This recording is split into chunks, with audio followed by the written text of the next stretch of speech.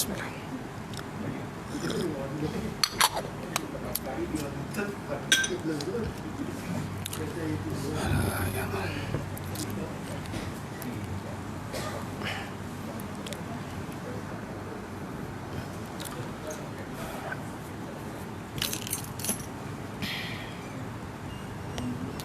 Cukup. Okey. Assalamualaikum warahmatullahi wabarakatuh. Alhamdulillah.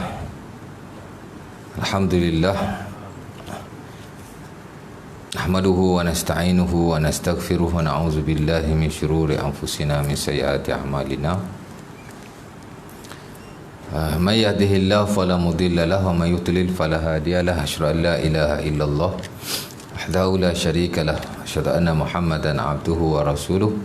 Allahumma salli wa sallim ala sayyidina Muhammad wa ala alihi wa sahbihi ajma'in, amma ba'du. Rabbana zidna ilma warzuqna fahma taqabbal minna innaka antas samiul alim. Walhamdulillah ya rabbal alamin. Syukur kepada Allah Subhanahu Wa Taala kerana pada malam ini kita dapat sama-sama berkumpul sekali lagi untuk kita sambung kuliah kita yang telah lalu. Telah kita tinggalkanlah pada bulan yang lepas. Dan pada malam ini saya ingat tajuk kita ialah bertolak ansur dalam jual beli, betul tak? Yang saya ingat itu last itu memberi tempoh pembayaran hutang. Itu tajuk yang akhir itu, memberi tempoh pembayaran hutang. Di mana kita telah kongsikan tentang hak ewah hutang lah secara ringkas, walaupun tidaklah secara terperinci. Dan pengarang menukilkan hadis yang diriwayatkan oleh Huzaifah bin Al-Yaman dalam Sahih Bukhari dan Muslim bahawa seseorang mendatangi Rasulullah, bahawa Rasulullah SAW bersabda, ada seorang daripada umat ini sebelum kamu didatangi malaikat untuk mencabut nyawanya. Lantas malaikat itu bertanya, apa kebaikan yang telah kau lakukan? Dia pun jawablah, aku tidak tahu. Malaikat pun kata, cuba ingat. Dia pun kata, yang aku ingat dulu, aku pernah memberi hutang kepada orang lain, dan bila aku memberi hutang, orang yang tak mampu bayar, aku lepaskan hutang berkenaan. Adapun orang yang mampu bayar, aku memanjangkan tempohnya. Maksudnya dia ni orang yang baiklah, kan? Bagi hutang tu baik dah. Sebab bukan senang orang nak bagi hutang kat orang ni, betul tak? Dia dah lah bagi hutang, kemudian dia bertolak ansur kepada orang yang mampu membayar hutang, dan lebih-lebih lagi kepada yang tidak mampu. Yang mampu ni kadang-kadang dia memanjangkan tempohnya. Adapun yang tidak mampu, dia melepaskan hutangnya. Dan hadis ni hadis yang masyhur, sehingga Al-Imam Nawawi rahimahullahu taala dalam Riyadhus Shalihin memang memasukkan hadis ini dalam bab hutang. Ujung-ujung tu ada bab berkenaan dan ada hadis ni. Nampak? Pasal Riyadhus Shalihin dia ada banyak bab. Dia merangkumi 383 bab. Dan dia meliputi banyak hak ehwal selain ibadah, juga hak ehwal yang bersabit dengan muamalah. Dan buku itu sebenarnya dia merangkumilah seluruh hak ehwal kehidupan kita, menerusi nas Al-Quran dan juga hadis-hadis Nabi SAW. Kalau kita khatam buku itu, sebenarnya kita telah khatam segala perkara yang bersabit dengan hak ehwal kehidupan kita, yang telah dinaskan oleh Allah Ta'ala dan juga Rasulullah SAW. Dia buku yang bagus lah. Saya tak tahu dah masjid ni belajar atau tidak. Ada belajar buku tu? Apa yang mana dah? Bab apa dah? Saya ingat. Baik. Kata Nabi, talaqat ruh rajulin min qablakum, talaqat malaikah ruha rajulin min qablikum. Apa nama? Faqala hal amilta minal khair, faqala inni amur fityati fa ini amur fityati an anzir al-musir wa tajawaz anil musir fatajawazallahu anhu. Itu salah satu lafaznya yang ringkas. Ada satu lagi lafaz yang agak panjang. Maksudnya cerita dia macam tu lah ya. Dia orang yang bagus. Selain dia memberi hutang kepada orang, dia juga bertolak ansur di mana dia memanjangkan tempohnya kepada orang yang mampu, dan dia melepaskan kepada orang yang tidak mampu. Nampak? Bagi hutang tu bagus dah, panjang tempoh lagi bagus. Kalau orang tak mampu bayar, dia lepaskan, itu terlebih-lebih bagus lah.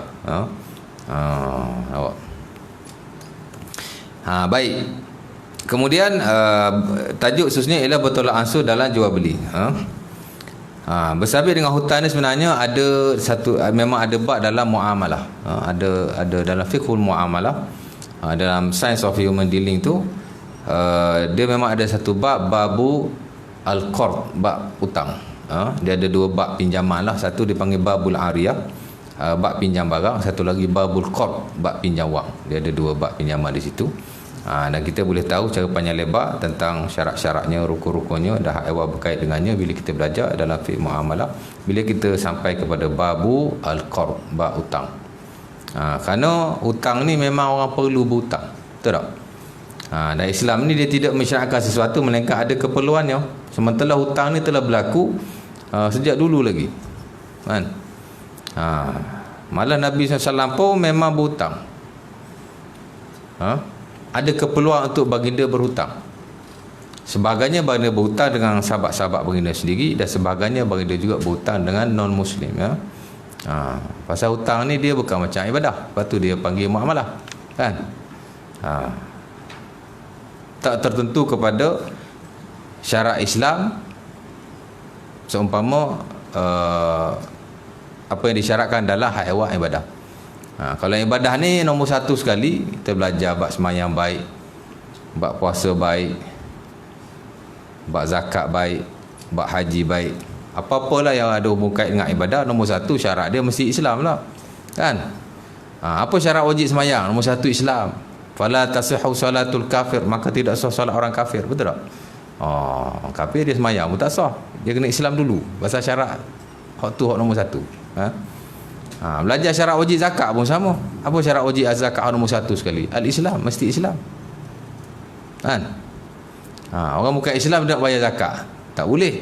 Dia tak jadi zakat. Nak bagi juga, ambil lah, tapi dia tak ada zakat. Kan? Dan tidak wajib pun ke atas mereka, pasal dia tidak Muslim. Dia mesti Islam dulu, baru dia diwajibkan zakat. Samalah dalam hal-hal yang lain. Tapi dalam hal ehwal muamalah, Islam tidak menjadi syarat. Nampak? Hak jual beli baik, hak berniaga baik, hak gadang menggadai baik, hak pinjam meminjam pun dia tidak ada batasan agama lah sebenarnya. Pasal dia melibatkan kemanusiaan. Nama pun muamalah, human dealing. Mana kita berurusan dengan sesama manusia, kan? Human. Nak buka syarikat dengan orang non-Muslim, go for it. As long as kita tak berniaga benda yang haram, dan kita tidak buat dalam hak ehwal perniagaan tu benda yang dilarang lah. Kan? Kalau kita berniaga sesama orang Islam tapi berniaga haram juga. Cuma sebahagianlah ulama mazhab Syafi'i memakruhkan kita berniaga dengan orang Muslim. Tapi sikit majoriti para ulama tidak memakruhkan sama sekali. Pasal dia human dealing. Muamalah ni tidak tertentu kepada agama. Baik. Kemudian seterusnya bertolak ansur dalam jual beli diriwayatkan daripada Jabir. Tajuk yang lain di bawah itu diriwayatkan daripada Jabir radhiyallahu taala anhu bahawa Rasulullah sallallahu alaihi wasallam bersabda, rahimallahu abdan samhan idza ba'a wa samhan idza ishtara samhan idza qada samhan idza qada. Kata Jabir, Nabi SAW bersabda dalam Sahih Bukhari bahawa Allah Subhanahu Wa Taala merahmati seorang hamba yang samhan. Mana samhan? Apa dia terjemah sini?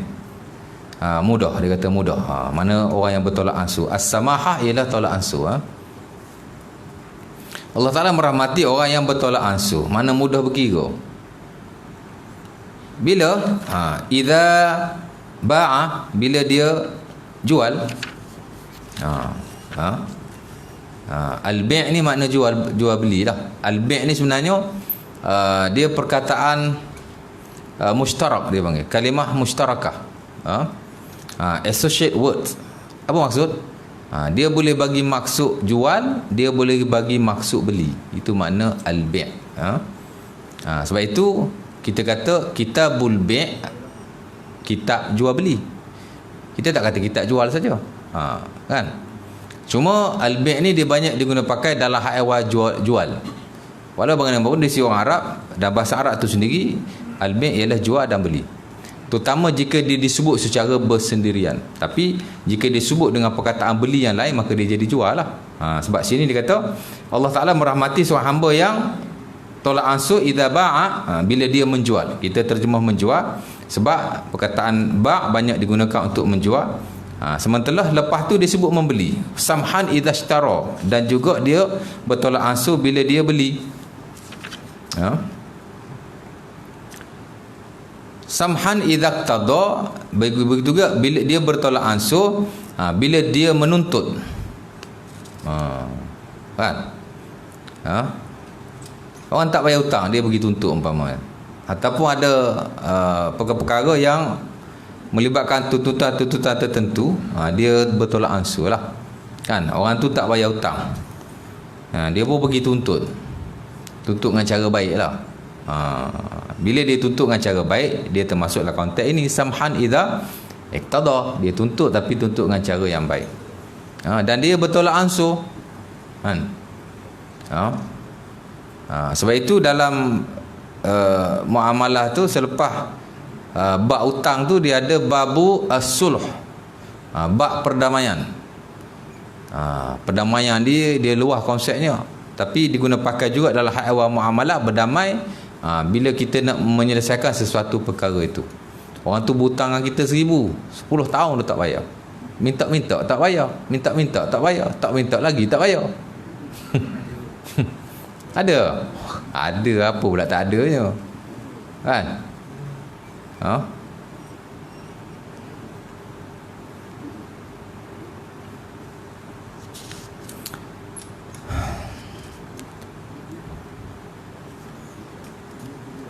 Jadi kita pun buat sulh, perdamaian dengan dia.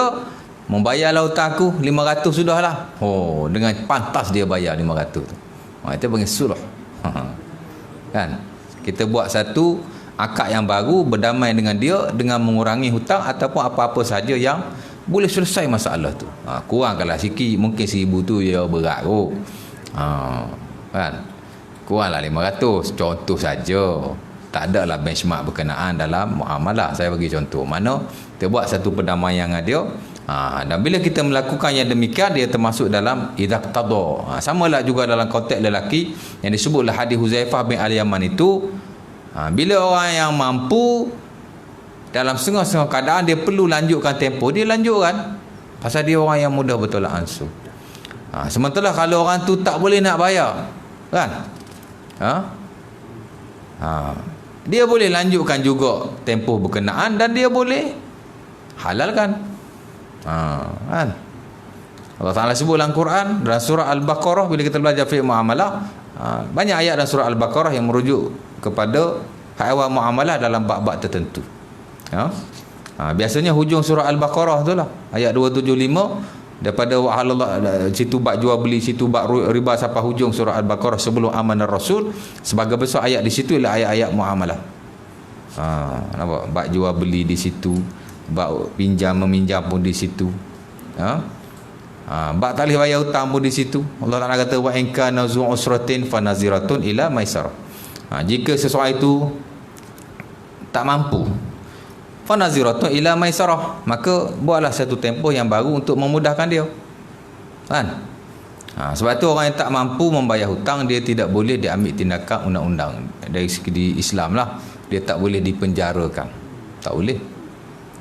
La yusjan ma la yaqdir ala qada'i dainihi iftiqaran, kata sebagai ulama, antaranya Al-Imam Ibn Hajar dalam Fathul Bari. Lebih kurang macam tu, dia kata orang yang tak mampu bayar dia tidak boleh dipenjarakan. Kalau ada qadi penjara, mana qadi itu bukan qadi lah tu. Qadi tak mengaji agaknya. Mungkin saya tak tahulah. Tapi telah diputuskan dalam fiqh muamalah hak ehwal hutang ni, orang yang tak mampu membayar hutang dia tidak dipenjarakan. Tapi bolehlah dikena tindakan-tindakan yang lain yang memudahkan untuk dia bayar hutang. Tapi kita tak boleh ambil tindakan keras kepada dia sebab dia tak mampu kan. Lainlah kalau dia mampu ataupun dia ada harta yang lain yang boleh diselesaikan hutangnya. Saja tak nak bayar kan. Nampak? Bolehlah kita ambil tindakan tertentu, merampas hartanya atau seumpamanya. Ala kulli hal, hutang mesti diselesaikan. Ni langsung dia tak ada, memang miskin. Orang miskin sama sekali takkan dipenjara kerana dia tak mampu bayar hutang. Nampak?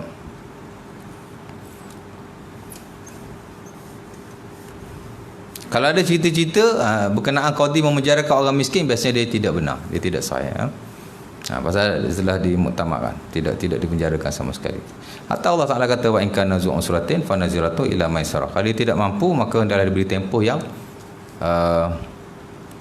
lain lah, yang memudahkan baginya. Wa antasaddaqu khairul lakum. Kalau kamu sedekah, halalkan, itu lebih baik bagimu. Jadi Allah Taala bagi dua choice. Satu panjangkan tempoh, satu halalkan. Payah tu. Kan? Nampak? Baik.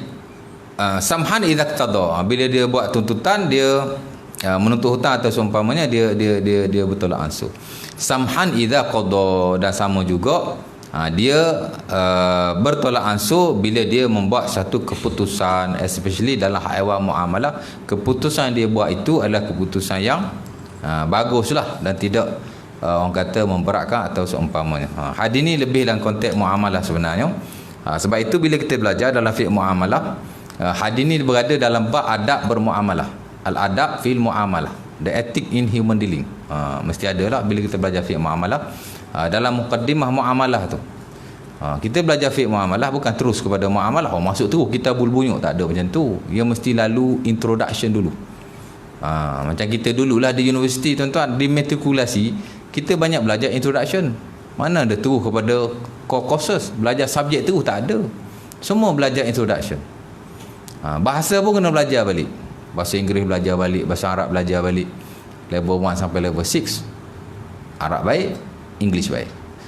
Subjek-subjek terah, subjek-subjek yang bukan terah pun kita ambil banyak introduction. Introduction to akidah, introduction to fiqh. Kalau yang ambil bahasa Arab, introduction to sintaksis nahwu, introduction to morphology, sintak sorof. Ada banyak introduction. Introduction to muamalah, masuk peringkat awal matrikulasi atau seumpamanya. Bila masuk main campus, baru ijazah betul tu, baru degree betul. Masa tu kita ambil subjek-subjek yang betul. Peringkat awal lebih kepada pendahuluan kepada sesuatu ilmu.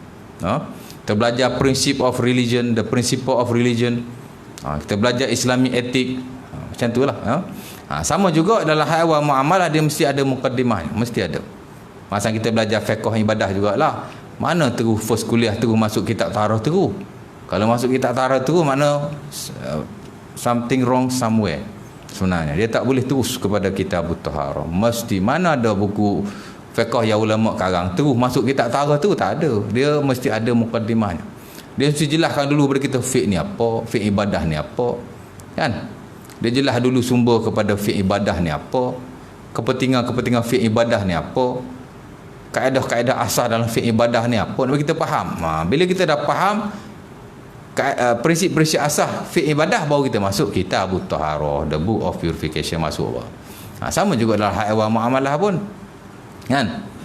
Dia ada mukaddimahnya, ada introduction. Saya ajar fiqh muamalah di surau Ikhwan 2 tahun baru nak habis muamalah, baru nak habis mukaddimah. Tak masuk kitabul buyu sampai tak masuk lagi. 2 tahun, sebulan sekali kuliah, campur monteng pula tahun tu 2 kali, baru 10 kuliah. 10 kuliah tuan-tuan, baru 10 jam. Kalau 2 tahun kuliah, baru 20 jam. 20 jam apalah sangat. Memang patut belajar introduction dulu pun. Introduction to human dealing, al-muqaddimah ila al-muamalah. Belajar muqaddimah, belajar 5 bab je. Belajar definisi muamalah, kan? Belajar hukum muamalah, belajar kepentingan muamalah, belajar sumber muamalah, belajar komponen muamalah, akhir sekali belajar adabul muamalah. 6 benda. Baru nak masuk adabul muamalah. Habis hak 5 tu. Pasal bab yang kelima tu panjang sangat. Al-amwal al-muharramah. Harta-harta yang haram tu lama sangat. Ambil sampai 3-4 kuliah, 3-4 bulan kan. Nampak? 2 tahun tu pasal PKP tu dah berapa bulan tak kuliah. Kalau tolak PKP tak sampai 20 jam pun. Dia mesti ada adab muamalah, adab bermuamalah. Hadis ni memang termasuklah adab muamalah. Dan di sana ada berbelah-belah adab muamalah. Ujung-ujung tu memang ada as-samahah fil muamalah, bertolak ansur dalam muamalah. Dia ada adab dia. Ada 12-13 adab lah sekurang-kurangnya. Al-Imam Ibnu Hajar dalam Fathul Bari bila hurai hadis ni, dia buat mai 5 adab yang paling asas. Pertama dia kata yang perlu kita ada ialah al-musamahah, nombor 1 sekali. Inilah as-samahah, bertolak ansur. Bila kita buat satu urusan muamalah, tak tentu dah hak kewangan. Bila sebut muamalah ni dia lebih kepada muamalah kewangan. Sebenarnya semua lapangan dalam muamalah perlu ada as-samahah. Perlu ada. Dalam muamalah kekeluargaan baik yang kita sebut fiqhun nikah, the sign of marriage. Dalam muamalah kewangan baik yang kita sebut sebagai muamalah maliyah, bab harta-harta dan seumpamanya ni kan. Semua melibatkan as-samahah, toleransi lah. Semua.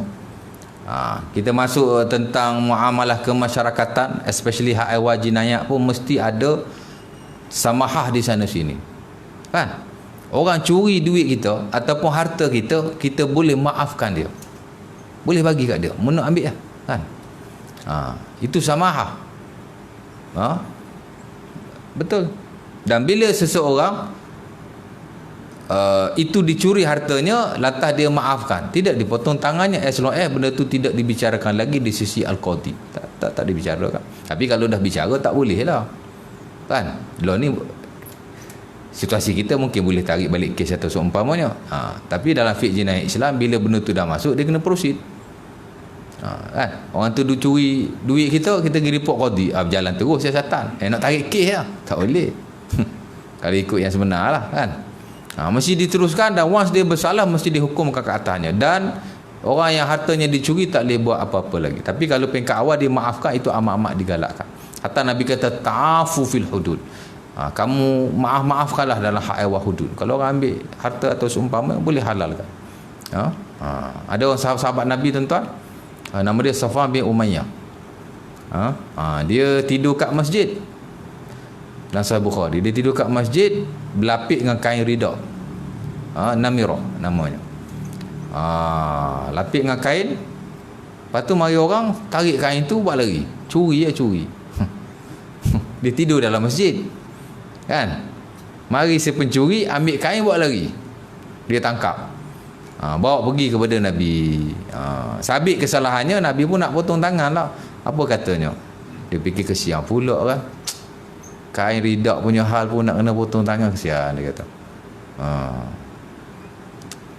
Apa dia kata? Dia kata hiya sadaqatun alaih.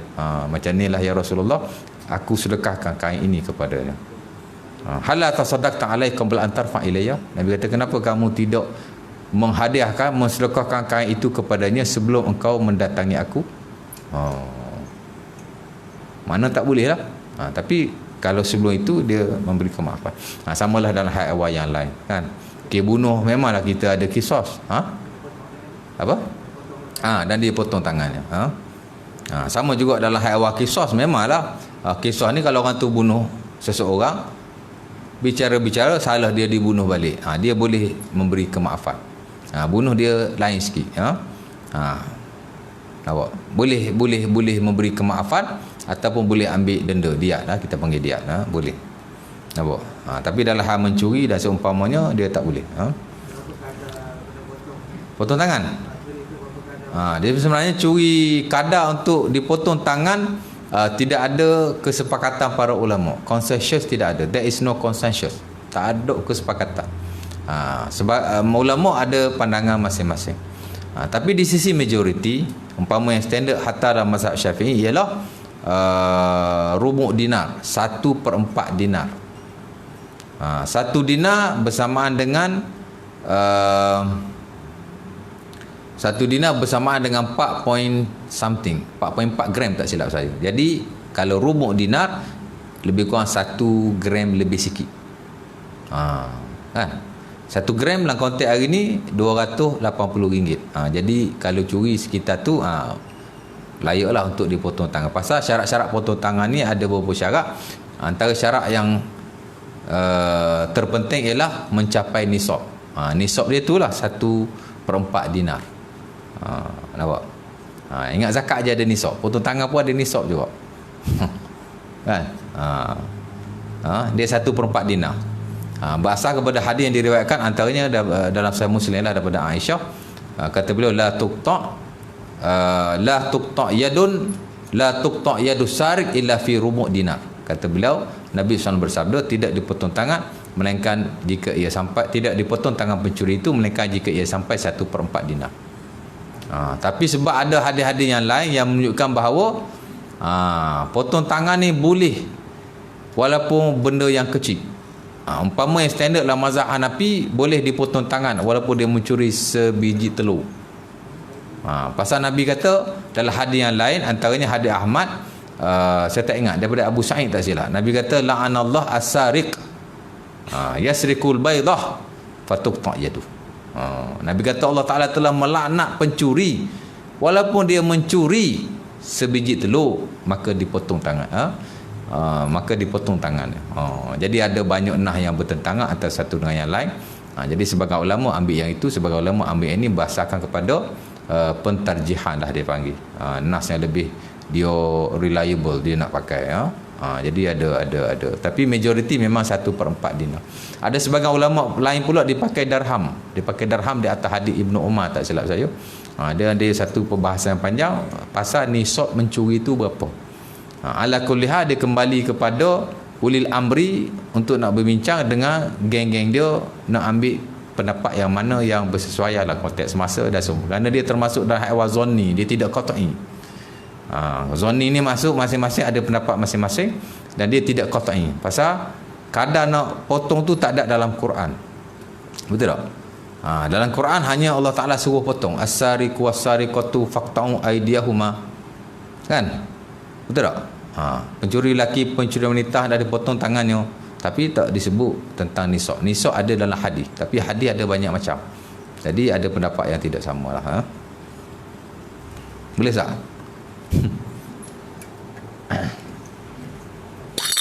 Bismillah. Nah, jadi kata Al-Imam Ibn Hajar ada yang pertama al-musamahah. Perlu ada tolak ansur segala hal lah ya. Especially dalam hal bersabit muamalah. Bukan hanya muamalah kewangan, tapi dalam hal-hal yang lain lah. Pasal muamalah ni bidang dia besar. Dia berbeza dengan ibadah. Ibadah hanya ada satu bidang saja. Tapi muamalah ada 4 bidang. Kita ada muamalah kekeluargaan, kita ada muamalah kemasyarakatan, kita ada muamalah kewangan, dan kita ada muamalah kehakiman. Itu yang ada dalam fiqh. Yang di luar fiqh, semua benda yang tidak ada kena mengena dengan ibadah adalah muamalah. Politik umpamanya muamalah. Fiqh siasah, the science of politics, itu juga muamalah, tapi dia tidak dibahaskan dalam buku fiqh. Dia ada ilmu yang asing. As-siasatu syar'iyyah, siasah syar'iyyah. Nampak? Apa lagi? As long as dia bukan ibadah, kesemua adalah muamalah. Baik. Sebab itu kalau ulama karang 10 jilid buku fiqh, 2 jilid je ibadah. Lagi 8 jilid tu muamalah. Kan? Pasal dia melibatkan bidang yang besar. Sementara muamalah ni sebenarnya dia berkembang daripada satu zaman pada satu zaman. Sebab itu muamalah ni dia sebahagian perkara ada ketetapannya, sebahagian perkara tidak ada ketetapan. Hanya ada prinsip dan kaedah asas saja berdasarkan kepada hadis-hadis umum Rasulullah SAW ataupun ayat Quran yang am. Nampak? Dan dia melibatkan ijtihad yang luas. Nampak? Ijtihad yang luas. Pasal dia muamalah kan, manusia kan. Dia tidak fix.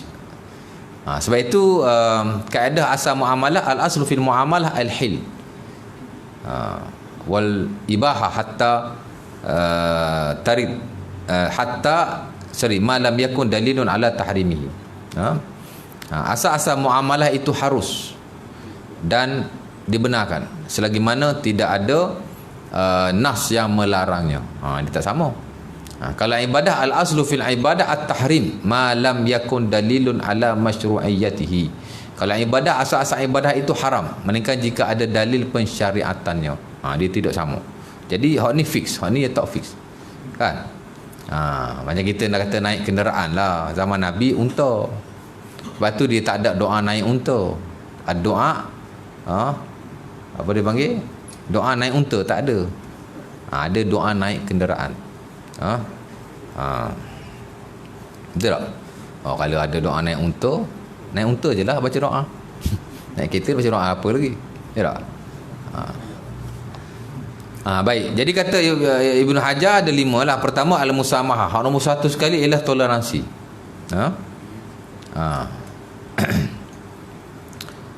Yang kedua dia kata ma'alil akhlak. Akhlak-akhlak yang baik. Panjanglah huraian dia. Ataupun maksud kepada akhlak yang baik ni dia lebih luas. Nampak? Cara kita bercakap, tutur kata kita, macam-macam. Lagi tarkul musyahah, meninggalkan pergaduhan atau perselisihan. Sebab itu di pasar-pasar suara pun tak boleh kuat. Tak boleh. Nampak? Nabi SAW, antara yang disebut dalam Taurat sifat-sifat baginda. Sifat Nabi ni sebenarnya dalam Taurat ada disebut. Pasal dalam Sahih Bukhari, Abdullah bin Amr bin Al-As, dia pernah ditanya oleh orang Yahudi, apa sifat Nabi kamu? Kan? Dia kata sifat Nabi kami seumpama yang disifatkan dalam Taurat kamu lah. Dia kata apa sifat tu? Dia pun jawab beberapa sifat Rasulullah sallallahu alaihi wasallam. Salah satunya ialah la fazza wala ghaliza wala sakha bil aswaq. Tu sifat Nabi. Dia tidak keras, dia tidak cengik, dan dia tidak bising di pasar, tidak mengangkat suaranya di pasar. Nampak? Terjerit sana, terjerit sini tak boleh. Kita tengok orang berniaga kan, pasar malam ke, pasar pagi ke, kedai ada 40 kedai, tapi 45 kedai dia pasang speaker, jual baju pasang speaker kan. Beli baju RM20, murah-murah. Kalau kau belajar fiqh muamalah yang betul, dia tak buat tu. Betul tak? Lagi 37 orang tak pasang speaker. Tuan-tuan ingat tak terganggu ke orang lain duduk sebelah dia tu? Ganggu tak? Macam dia seorang berniaga, 40 orang berniaga dalam tu kan? Patut dia hanya berniaga di kawasannya sahaja. Suara pun dia tak boleh nak pasang speaker. Bukan tak boleh, kita tak kata lah haram kan. Tapi amat-amat dimakruh dan tidak digalakkan di sisi majoriti, kerana mengangkat suara di pasar itu perkara yang tidak baik. Bersumpah umpamanya, banyak bersumpah, ni garanti ni demi Allah. Orang Arab dia, Melayu mungkin tidak lah, orang Arab wallahi hadza tayyib, demi Allah ni bagus. Tu bersumpah pun sama juga. Banyak bersumpah di pasar, walaupun benar dia mengurangkan keberkatan perniagaan. Sama juga menguatkan suara, mengangkat suara dan seumpama, walaupun nak panggil customer atau seumpama, tidak digalakkan dalam fiqh muamalah. Macam dia seorang berniaga, dia berniaga juga kan? Kesian member duduk sebelah dia tu.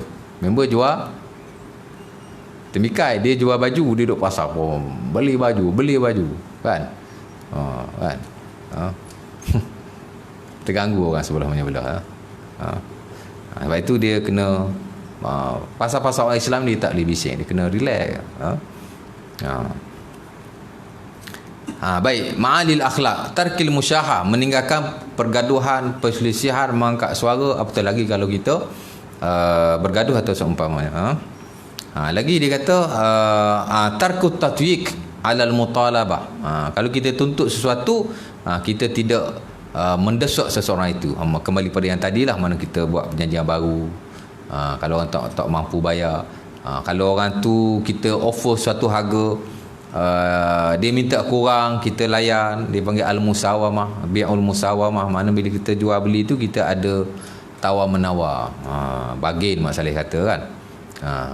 Bi'ul musawamah, bila jual beli kita ada tawar menawar. Tarkul musyahah, dan akhir sekali dia kata al-afu, kita kena banyak memaafkan antara satu dengan yang lain. Sikit sebanyak itu okey lah kan. Orang tu kita jual sekilo rambutan RM2, contohlah ya. Walaupun sekarang sekilo rambutan bukan RM2, RM7.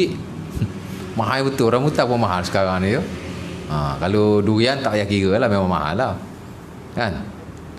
Takat lebih 1-2 bunga tu okey lah. Dia panggil tarsyihul wazan, mana kita melebihkan timbangan, amat-amat digalakkan, tak payah berkira. Itu termasuklah konteks al-afu, mana kita beri kemaafan. Mana kalau kita timbang tu lebih sikit sebanyak tu tak ada masalah. Kita halalkan.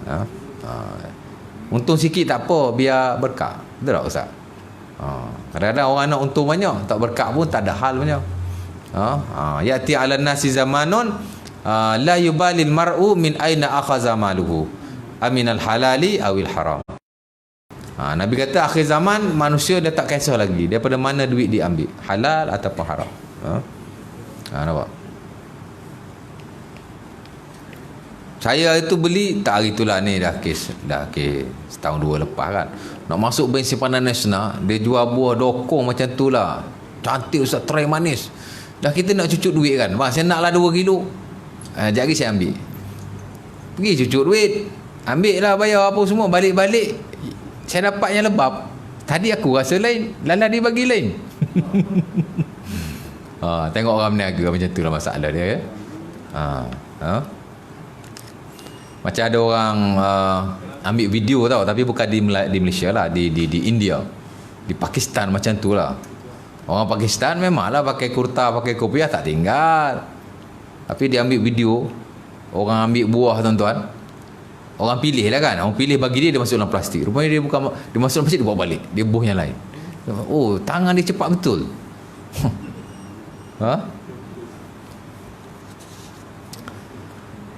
Sama juga kadang-kadang buah yang elok kat atas, yang bawah buah tak elok. Bila dia nak, dia seluk dengan pinggan dia, bawah buah-buah tu kan. Yang atas elok orang terai, takkan orang nak terai daripada bawah, confirm orang terai daripada atas. Tapi bila dia nak ambil, dia bukan ambil yang atas tu, dia ambil yang bawah, selup dengan pinggang dia, cuba balik makan tengok. Kadang-kadang tak elok yang bawah tu, dia dah campur yang lebam, yang tak lebam. Itu tak boleh sama sekali. Nampak? Dan hasil yang dia dapat tu sebenarnya hasil yang tidak halal 100%. Ada mana kata haram sikit sebanyak. Menipu, mana boleh menipu kan. Dia jual tu tidaklah salah, dia jual tu, tapi cara dia menipu tu, dia panggil al-khida'. Salah satu perkara dilarang ialah kita ada buat sikit sebanyak penipuan. Nampak? Tak boleh lah.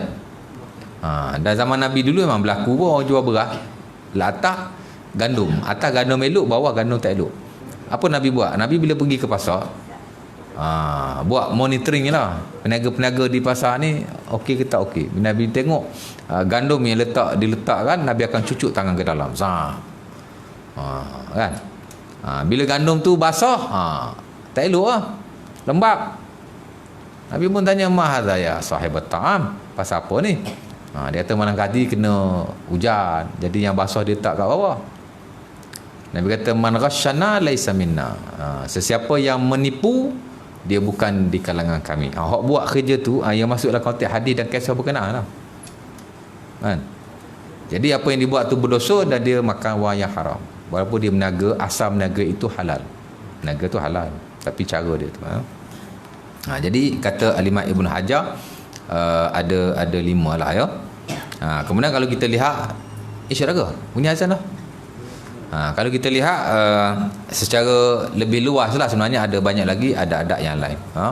Kita disuruh ikhlas, kita disuruh berusaha, al-akhzu bil asbab, disuruh berusaha, bersungguh-sungguh bila kita buat satu urusan muamalah, kita berniaga baik, kita jual beli baik. Dan kita tidak hanya bergantung harap semata-mata. Maksudnya usaha pun kena lebih. Tapi kadang-kadang orang ni dia usaha nak sikit, hasil nak banyak. Tu lah. Kan? Sedangkan kita disuruh banyak berusaha, insya-Allah taala hasil pun dapat banyak lah. Tapi kena al-akhzu bil asbab. Pasal apa hari ni banyak orang tertipu dengan skim-skim yang tak pernah orang kaya pun skim tu. Tapi banyak orang tertipu. Skim cepat kaya, perniagaan Macam-macam lah tuan-tuan, di platform-platform internet tu semua saya boleh kata tak boleh pakai lah, tak boleh pakai ya. Forex apa gitu gini tu. Kalau masuk duit lebu. Kan? Ustaz macam tahu je. Saya lah ni jadi ustaz. Dulu baru nak start. Kan? Dulu pun kita terlibat juga. Banyak pembohong kan? Isyak dah, kena berhenti lah isyak ni. Tak apalah ya. Jadi insya-Allah taala kita sambung kuliah yang akan datang. Masih dalam konteks hadis ni, tinggal sikit lagi. Qul qul azza walakum. Assalamualaikum warahmatullahi wabarakatuh. Berapa minit dah? Tak sampai 40 minit. Tak apa. Tutup majlis tasbih kafar dan surah Nas.